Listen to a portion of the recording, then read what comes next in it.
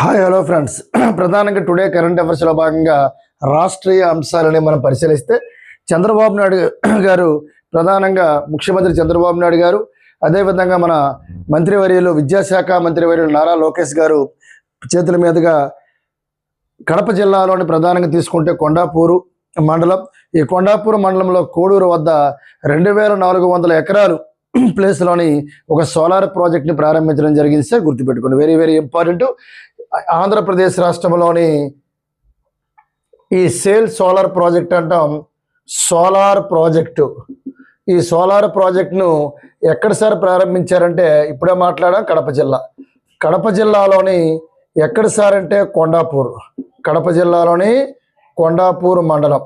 మరి కొండాపూరు మండలంలో ఎక్కడ సార్ అంటే కోడూరు ఇక్కడ 2400 ఎకరాలు ప్లేస్లోని ప్రధానంగా ఈ ప్రాజెక్ట్ని ప్రారంభించారు. మరి ప్రధానంగా 600 మెగావాట్లు విద్యుత్తుని ఈ ప్రాజెక్ట్ అనేది ఉత్పత్తి చేస్తుంది. Very very important. ఆంధ్రప్రదేశ్ రాష్ట్రంలోని ఇటీవలే విద్యాశాఖ మంత్రివర్యులు ఏ జిల్లాలోని ఈ సేల్ సోలార్ ప్రాజెక్ట్ని ప్రారంభించారు అడుగుతాడు. కడప జిల్లాలోని కొండాపూరు మండలం కోడూరు సమీపంలో ప్రారంభించడం జరిగింది. 2400 ఎకరాలు దీనికి ప్రభుత్వం కేటాయించింది. ఈ ప్రాజెక్టును ప్రారంభించారు. దీనివల్ల 600 మెగావాట్లు విద్యుత్తు ఉత్పత్తి అవుతుందని గమనించాలి. Very very important. Sale solar project ప్రారంభం ఎక్కడ అడుగుతాడు? కడప జిల్లా కొండాపూరు మండలం కోడూరు పరిధిలో దీన్ని ఏర్పాటు చేయడం జరిగింది. నెక్స్ట్ వన్, అమెరికా విదేశాంగ మంత్రి భారతదేశం రావడం జరిగింది. నరేంద్ర మోడీతో భేటీ అవ్వడం జరిగింది. జనరల్గా భారతదేశంలో ప్రధానంగా తీసుకుంటే ఈ మే 26వ తారీఖున క్వాడ్రిలేటరల్ అండ్ డైలాగ్ అంటాం. అంటే ఈ 4 దేశాలు క్వాడ్లో ఉన్నాయి. ఏవైతే ఇండో పసిఫిక్ మహాసముద్రంలో తీర ప్రాంతాల్లో ప్రధానంగా తీసుకుంటే ఆనాడు ఈ క్వాడ్ అనేది ఏర్పడడానికి ప్రధాన కారకుడు జపాన్ ప్రధానమంత్రి షింజో అబే. 2004లోని ఎప్పుడైతే మహాసముద్రం ఇండో పసిఫిక్ అన్నాం, ఆ పరిసర ప్రాంతాల్లో విపరీతమైన తీవ్ర నష్టం కొన్ని దేశాలకు వాటిల్లింది. మరి అటువంటి దేశాలకి తీవ్ర నష్టపోయాయి కాబట్టి వాటికి కొంత మన ఆర్థిక సాయం చేద్దామని క్వాడ్ అనేది ఏర్పడింది. కాబట్టి జపాన్ ప్రధాని షింజో అబే పిలుపు మేరకు ఏర్పడింది క్వాడ్ అనేది, గుర్తుపెట్టుకోవాలి. అయితే జనరల్గా తీసుకుంటే అమెరికా విదేశాంగ మంత్రి భారత పర్యటనలో ఉన్నారు. మరి అదేవిధంగా క్వాడ్ సమావేశం త్వరలో జరగబోతుంది. అయితే ఇక్కడ ఎవరు సార్ అమెరికా విదేశాంగ మంత్రిని గుర్తుపెట్టుకుంటే వెరీ వెరీ ఇంపార్టెంట్. అమెరికా విదేశాంగ మంత్రిగా ఉన్న అమెరికా విదేశాంగ మంత్రి నరేంద్ర మోడీతో భేటీ అయ్యారు. అతని పేరే ఎవరు సార్ అంటే గుర్తుపెట్టుకో, మార్కో రూబియా. ఢిల్లీలోని నరేంద్ర మోడీ గారితో ఈయన కడవలో భేటీ అవ్వడం జరిగింది. అంటే ప్రధానంగా భేటీ అయ్యారు. దీని తర్వాత ఇప్పుడే మనం మాట్లాడాం క్వాడ్ 4 దేశాలు ఈ నెల మే 26వ తారీఖున 2026 మే 26వ తారీఖున క్వాడ్ మంత్రుల సదస్సు ఎక్కడ జరుగుతుందంటే గుర్తుపెట్టుకో, ఢిల్లీలోని జరగనున్నది. కాబట్టి QUAD అంటాం, గుర్తుపెట్టుకో. ఎబ్రివేషన్ అడుగుతాడు, క్వాడ్రిలేటరల్ అండ్ డైలాగ్ అని. కాబట్టి క్వాడ్ అనే పదాన్ని సూచించింది ఎవరంటే జపాన్ ప్రధాని షింజో అబే. ఆయన ఎలక్షన్ క్యాంపెయిన్లో రోడ్డు పైన మాట్లాడుతున్నప్పుడే డైరెక్ట్గా వ్యక్తి షూట్ చేయడం జరిగింది, చంపేశారు. ఇప్పుడు సనై తకైచి జపాన్కి మొట్టమొదటి మహిళా ప్రధానమంత్రిగా ఎన్నిక కావడం జరిగింది. సనై తకైచి ఈరోజు బుల్లెట్ రైల్ ప్రాజెక్టు భారతదేశంలో ప్రధానం తీసుకుని ఇప్పుడు ముంబై టు అహ్మదాబాదు 508 కిలోమీటర్ల దూరంతో బుల్లెట్ రైలు మార్గాలు ఏర్పాటు చేస్తున్నారంటే దానికి ఆర్థిక సాయం చేసిన దేశం కూడా జపానే. ప్రపంచంలో మొట్టమొదటి బుల్లెట్ రైలు నడిపిన దేశం కూడా జపానే, 1964. అయితే ఒకటి గుర్తుపెట్టుకో, ప్రధానంగా క్వాడ్లో 4 దేశాలు ఉంటాయి సార్. ఈ 4 దేశాల యొక్క విదేశాంగ మంత్రులు ఎవరైతే ఉన్నారో క్వాడ్ మంత్రుల సదస్సు, ఈ విదేశాంగ మంత్రులు హాజరవుతారని గుర్తుపెట్టుకోవాలి. ప్రజెంట్ భారత విదేశాంగ మంత్రి ఎవరంటే సుబ్రహ్మణ్యం జయశంకర్ మనం చెప్పుకోవచ్చు. అదేవిధంగా అమెరికా విదేశాంగ మంత్రి మార్కో రూబియా అని మనం గుర్తుపెట్టుకో. ఇతను ఢిల్లీ పర్యటనలో ఉన్నారు. ఈ క్వాడ్ సమ్మిట్కి కూడా హాజరవనున్నారని మనం గుర్తుపెట్టుకోవాలి. అయితే జనరల్గా ఈ క్వాడ్లో 4 దేశాలు ఉన్నాయన్నాం. ఆ 4 దేశాల కోడ్ ఏంటి సార్ అంటే బీజేపీ అనేది కోడు. ఆ అంటే గుర్తుపెట్టుకో, ఆ మీన్స్ అమెరికా. ఆ అంటే గుర్తుపెట్టుకో, ఆస్ట్రేలియా. ఆ మీన్స్ ఆస్ట్రేలియా. బి అంటే గుర్తుపెట్టుకో, భారత్. బి అంటే భారత్.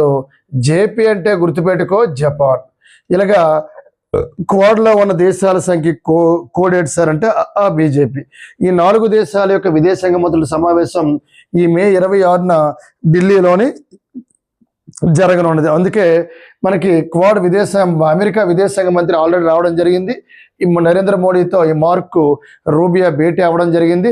మీరు మా అమెరికాకు విజిట్ చేయాలి, ఎందుకంటే ప్రజెంట్ అమెరికా 47వ అధ్యక్షుడు డొనాల్డ్ ట్రంప్.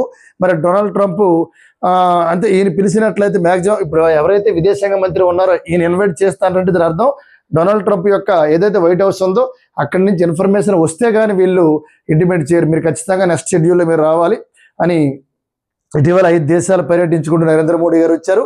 మళ్ళీ మీరు నెక్స్ట్ మా అమెరికా రావాలి, ఎందుకంటే ప్రధానంగా విద్య కావచ్చు, అగ్రికల్చర్ కావచ్చు, శాస్త్ర సాంకేతిక ఒప్పందాలు కావచ్చు, రక్షణ ఒప్పందాలు కావచ్చు, లేకపోతే పారిశ్రామిక ఒప్పందం కావచ్చు, ఇటువంటి ఒప్పందాలపై మనం చర్చలు జరుపుతామని అమెరికా విదేశాంగ మంత్రి మార్క్ రూబియో నరేంద్ర మోడీ గారికి చెప్పడం జరిగిందని గుర్తుపెట్టుకోవాలి సార్. అయితే ప్రధానంగా ఇది అమెరికా అధ్యక్షుడు ఎవరంటే డొనాల్డ్ ట్రంప్.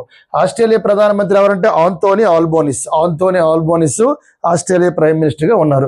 భారత ప్రధానమంత్రి నరేంద్ర మోడీ, జపాన్ ప్రధానమంత్రి సనై తకైచి. కానీ వీళ్ళు అటెండ్ అవ్వరు. మ్యాక్సిమం విదేశాంగ మంత్రులు మాత్రమే ఈ సమావేశానికి అటెండ్ అవుతారు. గుర్తుపెట్టుకో, వెరీ వెరీ ఇంపార్టెంట్. 2026లో జరగబోతుంది, మే 26 జరగబోతుంది క్వాడ్ సమావేశం అనేది, మంత్రుల సదస్సు ఢిల్లీలో జరుగును. గుర్తుపెట్టుకో, వెరీ వెరీ ఇంపార్టెంట్. అయితే నెక్స్ట్ వన్ మనకి రాష్ట్రీయ అంశాలు కలుపుకుంటూ జాతీయ అంశాలు కూడా మనం చెప్పడం జరుగుతుంది. ఇప్పుడు భారతదేశంలోని ఒక దేశం భారత యుద్ధ స్మారకాన్ని ప్రారంభించిన దేశం ఏదంటే సౌత్ కొరియా రాజధాని ఏదంటే సియోలు. ఎందుకంటే ఒకప్పుడు 1950-53 మధ్యలోని సౌత్ కొరియాకు మన సైనికులు వెళ్ళి వాళ్ళకి సహాయం చేయడం జరిగింది వృద్ధ ప్రాతిపద్య రీత్యా. కాబట్టి మన రక్షణ శాఖ మంత్రి ఎవరంటే భారతదేశానికి రాజ్నాథ్ సింగ్ గారు నిన్న దక్షిణ కొరియా సియోల్లోని మన దేశం యొక్క యుద్ధ స్మారకాన్ని ప్రారంభించారు. గుర్తుపెట్టుకోండి, ప్రధానంగా ఇవి అంతర్జాతీయ అంశాల్లో భాగంగా వస్తాయి. గుర్తుపెట్టుకో, Bharat very very important. Bharat యుద్ధ స్మారకం, ఈ యుద్ధ స్మారకాన్ని ప్రారంభించింది ఎవరంటే భారతదేశానికి చెందిన రక్షణ శాఖ మంత్రి వర్యులు రాజ్నాథ్ సింగ్ అని గుర్తుపెట్టుకోవాలి. మరి ఎక్కడ సార్ ప్రారంభించారంటే దక్షిణ కొరియా. ఎక్కడ ప్రారంభించారు? దక్షిణ కొరియాలో ప్రారంభించారు. ఈ దక్షిణ కొరియా రాజధాని ఏదంటే సియోల్ అని గుర్తుపెట్టుకోవాలి. మరి ప్రారంభించిన వ్యక్తి ఎవరంటే భారతదేశానికి చెందిన రక్షణ శాఖ మంత్రి రాజ్నాథ్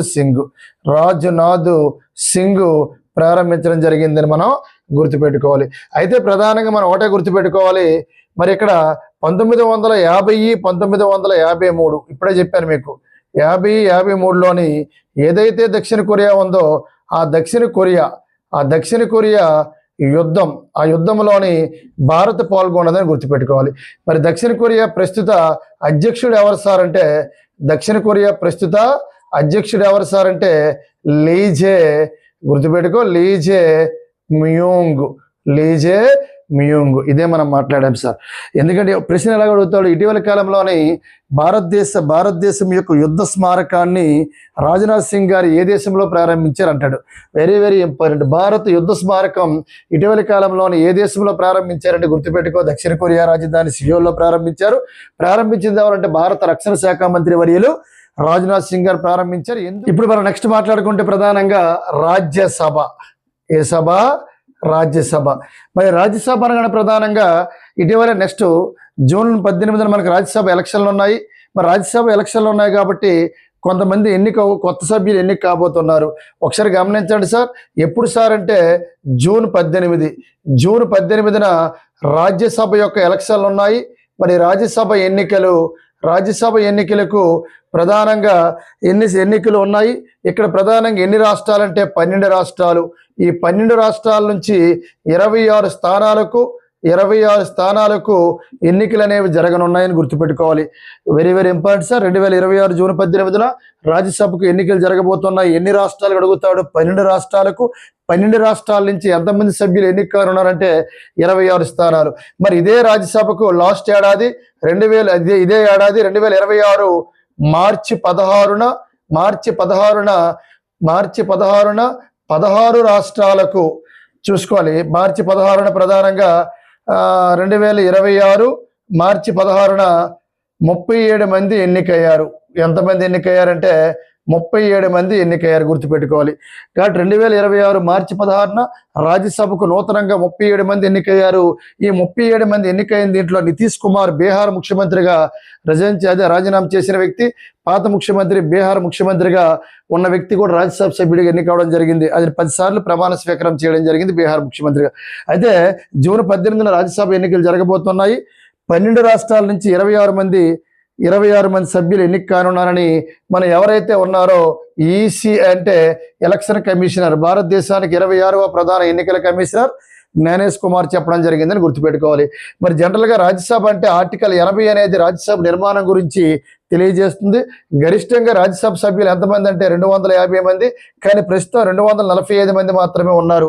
రాష్ట్రాల నుంచి, కేంద్రపాలిత ప్రాంతాల నుంచి 233 ఎన్నికైతే, అదే విధంగా తీసుకుంటే రాష్ట్రపతి 12 మందిని అపాయింట్ చేయడం జరుగుతుంది రాజ్యసభకు. ఓవరాల్గా కలుపుకుంటే 245 మంది ప్రజెంట్ ఉన్నారు, గరిష్టంగా 250 మంది ఉంటారని గుర్తుపెట్టుకోవాలి. అదేవిధంగా తీసుకుంటే రాజ్యసభ చైర్మన్ ఎవరంటే ఉపరాష్ట్రపతి సిపి రాధాకృష్ణన్. మరి అదేవిధంగా తీసుకుంటే రాజ్యసభ పదవీ కాలం శాశ్వతం, సభ్యుడి పదవీ కాలం తీసుకుంటే 6 సంవత్సరాలు. ఇవి మనకు ప్రధాన అంశాలుగా గమనించాలి. జూన్ 18న రాజ్యసభకు ఎన్నికలు జరుగుతాయి. 12 రాష్ట్రాల నుంచి 26 స్థానాలకు ఎన్నికలు జరుగుతాయని గుర్తుపెట్టుకోవాల్సిన అంశాలను గుర్తుపెట్టుకోవాలి. మరి అదేవిధంగా వీటితో పాటు ప్రధానంగా మనకి బిఎస్ఎఫ్ బార్డర్ సెక్యూరిటీ ఫోర్స్ అంటాం. మరి బిఎస్ఎఫ్ నుంచి నలుగురు మహిళలు మొట్టమొదటిసారిగా ప్రపంచంలో ఎత్తైన ఎవరెస్ట్ శిఖరాన్ని అధిరోహించడం జరిగింది. ఈ బృందం నుంచి బిఎస్ఎఫ్ ఇటీవల కాలంలోని ఎవరెస్ట్ శిఖరాన్ని 2026 మే నెలలోని ఏ బృందం అనే వాళ్ళు అధిరోహించారు అడుగుతాడు, బిఎస్ఎఫ్ అని గుర్తుపెట్టుకో. మరి ప్రజెంట్ బిఎస్ఎఫ్ డైరెక్టర్ జనరల్ ఎవరంటే ప్రవీణ్ కుమార్ అనే వ్యక్తి ప్రజెంట్ బిఎస్ఎఫ్ డైరెక్టర్ జనరల్ గా ఉన్నారు. మరి బిఎస్ఎఫ్ ను 1965లో స్థాపించారు. దీని హెడ్ క్వార్టర్ ఎక్కడ ఉందంటే ఢిల్లీలో ఉందని మనం గుర్తుపెట్టుకోవాలి. అదేవిధంగా ఎవరెస్ట్ శిఖరం కాబట్టి ఎవరెస్ట్ శిఖరం ఎత్తు 8848.8 మీటర్లుగా మనం పరిగణించాలి. మరి దీన్ని ఎవరెస్ట్ శిఖరాన్ని నేపాల్లో సాగరమాత అంటారు. ప్రజెంట్ బిఎస్ఎఫ్ డైరెక్టర్ జనరల్ ఎవరంటే ప్రవీణ్ కుమార్. ఎవరెస్ట్ శిఖరాన్ని 9 మహిళలు ఇటీవల కాలంలో అధిరోహించారు. వాళ్ళు ఏ వర్గానికి చెందిన వాళ్ళు, ఏ క్యాడర్కి చెందిన వాళ్ళు అడుగుతాడు, బిఎస్ఎఫ్ అని గుర్తుపెట్టుకోవాలి. 65లో స్థాపించారు. ఢిల్లీలో హెడ్ క్వార్టర్ ఉంది. Present Praveen Kumar director general. అదేవిధంగా తీసుకుంటే భారత పర్యటనలో ఈ మే 20 నుంచి 23 వరకు భారతదేశాన్ని పర్యటించిన ఇటీవల ఒక వ్యక్తి ఉన్నారు, అడుగుతాడు. ఇటీవల భారతదేశాన్ని మే 20 నుంచి 23 వరకు ఏ దేశానికి చెందిన వ్యక్తి పర్యటించడం జరిగింది అడుగుతాడు, సైప్రస్. చాలా చాలా చాలా ఇంపార్టెంట్, సైప్రస్. మరి సైప్రస్ దేశానికి చెందిన అధ్యక్షుడు భారత పర్యటనలోని ఎప్పటి నుంచి ఎప్పటి వరకు అంటే మే నెల 20 నుంచి 23 వరకు భారతదేశాన్ని పర్యటించారు. మరి సైప్రస్ అధ్యక్షుడు ఎవరు సార్ అంటే నికోస్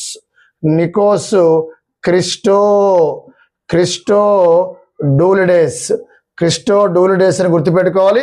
ఇతను సైప్రస్ అధ్యక్షుడు. ఇతను భారతదేశాన్ని పర్యటించారు, నరేంద్ర మోడీతో భేటీ అయ్యారు, గుర్తుపెట్టుకోవాలి. మే 20 నుంచి 23 వరకు భారత పర్యటనలో ఉన్న వ్యక్తి ఎవరు అడుగుతాడు, ఏ దేశానికి చెందిన వ్యక్తి. 2026 మే 20 నుంచి 23 వరకు భారతదేశాన్ని పర్యటించిన వ్యక్తి, ఏ దేశానికి చెందిన వ్యక్తి, ఏ దేశానికి చెందిన అధ్యక్షుడు అంటాడు, సైప్రస్ అధ్యక్షుడు. గుర్తుపెట్టుకో, Nikos Christodoulides. Very very important. ఇవి ప్రధానంగా ఈరోజు కరెంట్ అఫైర్స్ అంశాలు. Thank you.